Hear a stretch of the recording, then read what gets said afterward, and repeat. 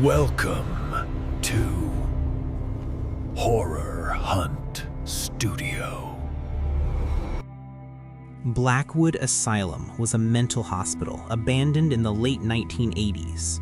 Officially, it closed due to structural damage and budget cuts, but locals whispered about something far darker. Patients who vanished without records, doctors who quit abruptly, and strange noises in the halls at night. In 1999, a documentary crew decided to explore the asylum. They wanted to capture the decay, the haunting architecture, and the stories left behind. They didn't know they were walking into something alive. The crew entered at 10 p.m., cameras rolling. The building smelled of damp stone and rot. Broken chairs and rusted medical equipment were scattered across long corridors. They split into teams.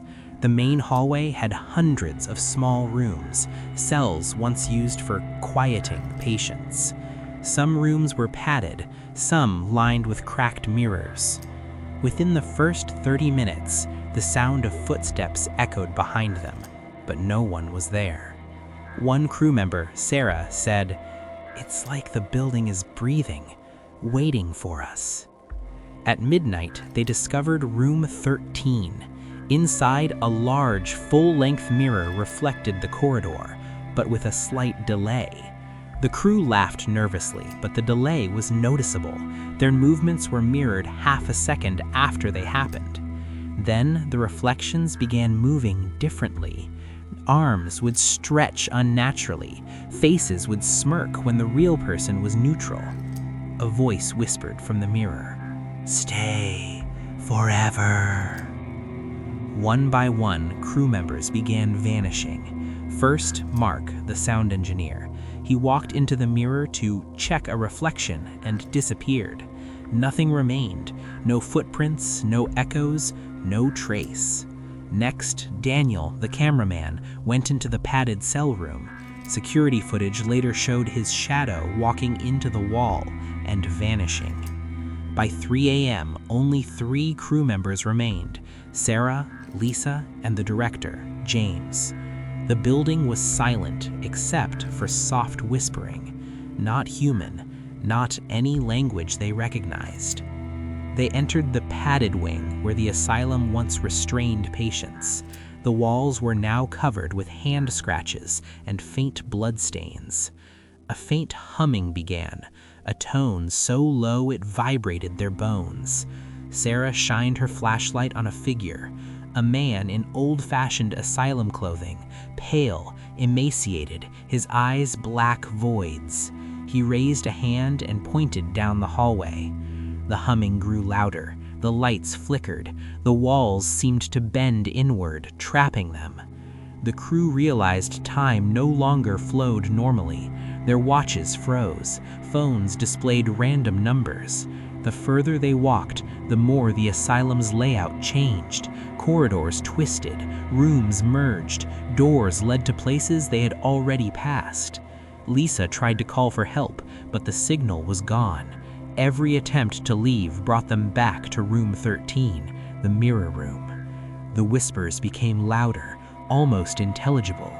"Join us. Stay with us. The building remembers." By 3 a.m., only Sarah remained. She filmed with a handheld camera, her hands shaking. The mirror in room 13 now reflected dozens of faces, all pale, all screaming silently, all reaching towards her. She tried to run. Every exit led back. Every reflection was one step ahead.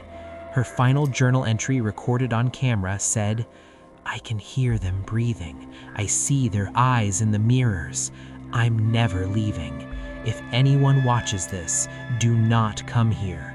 Blackwood waits, always." The camera feed cut abruptly at 3:17 a.m. Investigators found the asylum abandoned. No signs of struggle, no bodies, no footprints outside. Creepy part, security cameras in nearby towns occasionally pick up fleeting reflections of pale faces in broken windows of Blackwood Asylum, even though the building has been demolished. Historians and paranormal researchers now agree Blackwood Asylum was never empty. Something lingered there, feeding on the fear, memory, and souls of anyone who entered. Locals avoid the area. Some swear that at night a faint light flashes in the ruins, and the faint sound of whispering follows anyone who dares look. If you ever find an abandoned asylum, if you hear faint whispers, if a mirror shows something that isn't you, run. Don't look back, because some buildings never forget, and some evil never leaves.